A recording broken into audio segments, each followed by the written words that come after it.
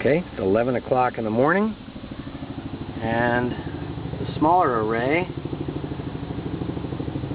is producing, it's at about 1292, almost 1300 watts. The larger array is producing 3036 watts at 11 o'clock in the morning.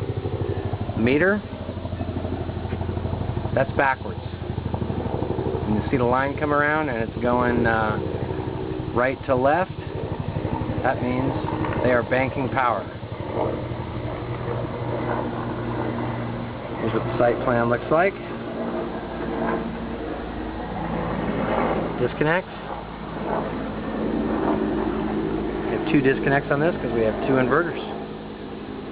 System is working optimally. That's the numbers for a single, and this is the combination number for the 2. We have a total of 27 panels, and it rocks and it totally works.